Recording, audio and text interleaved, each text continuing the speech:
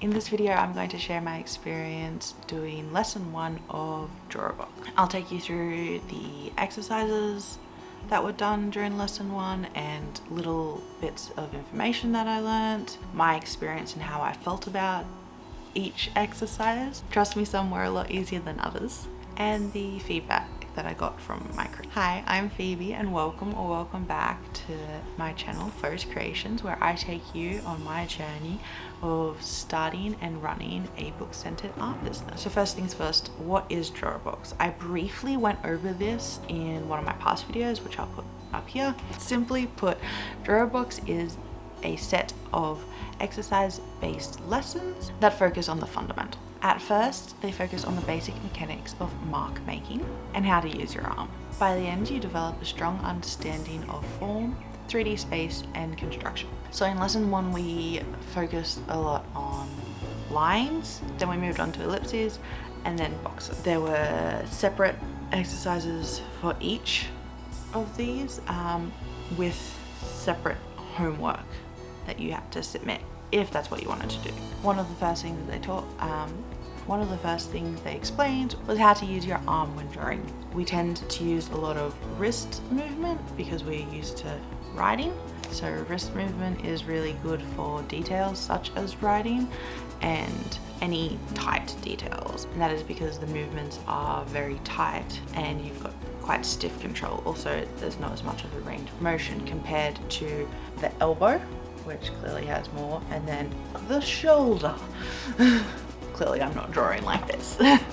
In comparison, using your whole arm, so movements from your shoulder and sometimes your elbow as well, create smooth and consistent lines and minimize any wobbling. There's also a larger range of motion, as I displayed. For the lines section of this lesson, exercises included superimposed lines, ghosted lines, and ghosted planes. Superimposed lines are, I drew a line with a straight edge or ruler or whatever, and then without the ruler, I superimposed, so I drew over that up to 8 times. Then we moved on to ghosted lines. Essentially, you're prepping to do the line before you actually put the pencil down to complete the line. And the same goes with ghosted planes. It's just essentially you're connecting those 4 lines. For the ellipses section, the exercises included a table of ellipses, ellipses in planes, and funnels. The table of ellipses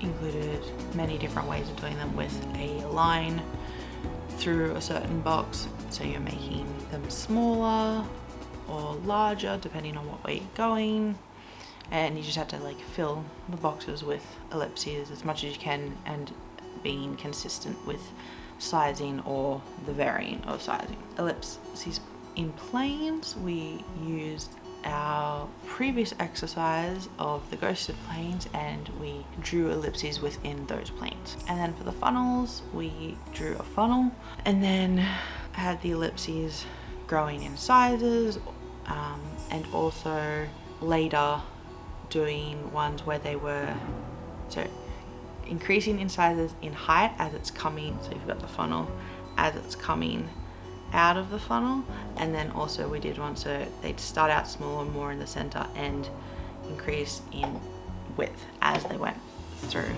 the funnel. So in the boxes section of lesson 1, the exercises were plotted perspective, rough perspective, rotated boxes, and organic. So for the plotted perspective, we drew a horizon line, plotted 2 vanishing points, and with a ruler we created several boxes along those, all pointing to the 2 vanishing points.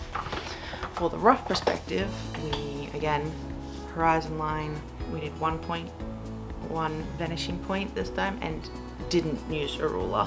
For this we estimated and did the best that I could. For the organic perspective, instead of this time I drew essentially a squiggle and you had to draw boxes of different rotations throughout along that line with and including if it was further away or smaller, if it was closer it's bigger, all that kind of thing. And then there was the rotation the box rotation challenge. Essentially you start with a box straight on in the center and then slowly rotate to the sides and up, and then you have to like fill in those quadrants of the rotation as well. So my experience with lesson 1, I smashed through the lines and ellipses, and especially the lines. I was really confident in that, like in the sense of doing them. I noticed that I was doing them quite well, and I was impressed and surprised with myself. The ellipses I also enjoyed. The first part of the boxes I enjoyed as well. However, as soon as I hit the rotation box one, so this is mine, the brain work in figuring that out was so trippy, and it hurt my brain so much that I kind of stopped and procrastinated for a couple of months.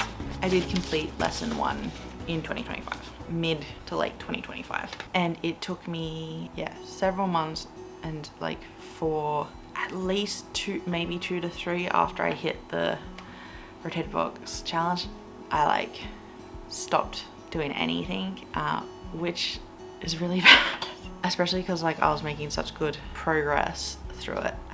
But you do have to take it at your own pace, and I think I essentially kind of like burned out a bit because I was just trying to smash through it. But I did enjoy lesson 1, and I improved. And with all of these too, you do use any/all of the types of exercises as a warm-up for future lessons and drawing sessions and whatnot. But it was interesting, and as someone who had never done, I have drawn a bit, but not a lot, and other than school, never taken any art classes or anything like that. So doing this was very different from what I'm used to, and a bit eye-opening in the types. Like I didn't know about all the movement, and I didn't even know that, you know, you should warm up before you start a drawing session or something like that. So it was quite eye-opening to the rest of it. So now on to my feedback. Although Drawabox itself is free and you can go through the lessons at your own pace and do it with no feedback if you want, that's perfectly fine. You can also join their Discord and get community feedback. However, that is not guaranteed. The path that I have taken is to sign up for their Patreon, which I think is roughly like $8 a month Australian. I'm not quite sure about that. I follow certain rules that they have, as in that you have to do it on just normal printer paper, not like a sketchbook or anything. You have to do it physically, not digitally, and you have to do it with a fine tip pen, not a pencil, not any other kind of utensils. That's how you do the exercise. And then I submit all of the homework all at once, and then I wait several days and I get feedback from one of their critiques. I was really impressed with the feedback. It came back a couple of days before it said it was going to. So I was really impressed with that. That would also have to depend on, you know, how many at the time and stuff like that. So it's not like a guarantee. So it's quite in-depth, like there were like several paragraphs. So I will now read to you my feedback, and I'll put it up on the screen as well. And as I'm reading, clearly I'm reading from this. Okay, so my lesson 1 feedback was critiqued by Maida, who said, overall you did a great job here, but I do have a bit to mention, so let's break them down one by one. I'll write the most important things in bold. So for my line, starting with your superimposed lines, these are looking good. Ghosted lines look correctly ghosted and confident too, and there are barely any arching. You've also demonstrated the same confidence in your ghosted planes with great accuracy. However, I noticed that you didn't put the start and end point when you bisect the planes horizontally and vertically. This results in floating lines. It was really like validating to hear from a critique that the things that I actually felt really confident in, like that showed. So I was really impressed with that as well. The bold section. Do not forget to always plan your lines first when ghosting, even though you already kind of know where they should be. Moving on to ellipses. Now with the table of ellipses, you've demonstrated a great understanding of the concept in executing confident ellipses. The ellipses in planes are nice, you drew it confidently and snugly in their respective planes. The funnels are also looking great. You've managed to fit them snugly and aligned to the minor axes and carried the same confidence as in previous exercises. I have no complaints here as your ellipses will tighten as you get more practice. Also, this is optional, but you can attempt the optional step of varying the ellipses degrees as you move outwards in your warm-ups. Boxes. Now clearly this is the most feedback. There's like 6 paragraphs of feedback for the boxes. You've shown a good understanding of how to make 2 points perspective in the plotted perspective. I did see lots of skewed back vertical lines here and there, which is usually caused by an acclimation of human error as you plot more and more line. I assume that's the cause, and you understand that every vertical line is straight in 2 point perspective. Even if the points are not aligned correctly, try to find a middle ground and draw it as vertical as you can. You've applied the ghosting method and lined extensions correctly for the rough perspective. I've noticed that some of the back faces of your boxes are not rectangular. By rectangular, we mean that they should be composed of horizontals that are parallel to the horizon line and verticals that are perpendicular to it. While this could also be caused by the sometimes inaccurate lines, it's worth mentioning there should not be any arbitrary guesswork or random angles. Don't forget that these rectangular front/back faces are the unique characteristics of 1 point perspective.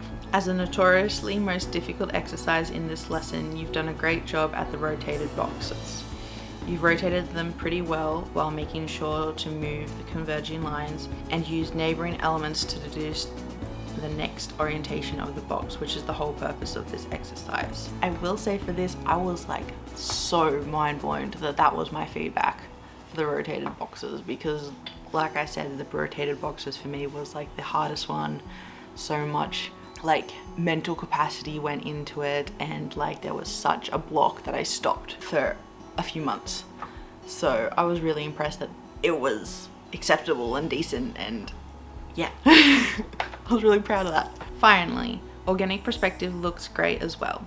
They look like they belong in the same page, and the lines converge as they move farther away from the viewer. There are a few hiccups here and there where there are divergences that result in skewed boxes, but overall they're minor and they look pretty solid.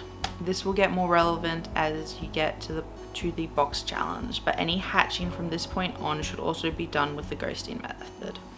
It will make your stuff cleaner, and more practice is always good. Try to cover the whole area of the box with consistent spacing. One last thing I want to mention is do not correct your lines by going over it with more lines. This will make your mistake stand out even more with how bold it is, and generally is against the concept of executing planned confident lines throughout this course, unless it's way off trajectory. Accept the mistake and trust your muscle memory that it will get better with time and practice. Anyway, I think you've grasped the concepts of the whole lesson and ready to put them into practice in warm-ups. Remember to keep working on your lines and ellipses confidence. Again, congratulations and keep up the good work. And with that feedback, I have been allowed to move on to the 250 box challenge, which is intimidating. So a little bit about the 250 box challenge. So with the 250 box challenge, essentially you have to draw 250 boxes. With the first 50 of those boxes, you are drawing them with the vanishing points plotted on the page. And then the next 50 they're not plotted on the page, they're way off. And then the last 150 are essentially like a mix of that. So this challenge essentially serves as a boot camp to develop your ability to judge and estimate convergences within a given set of lines or edges. They also say that it's really good to demonstrate your ability of tackling large tasks and breaking them up into smaller bits, because 250 boxes is a lot. So that will be my next video on the Drawabox. So overall for lesson 1, I enjoyed it. I learned a fair bit and I am definitely continuing. And if you're wondering on my current plan for my art journey, check this video here where I'll go into a little bit about Drawabox and my next step after Drawabox, as well as my thoughts on how drawing and art, while it can be a talent, is also a skill that anyone can learn. I'm gonna go off and draw some boxes. Bye.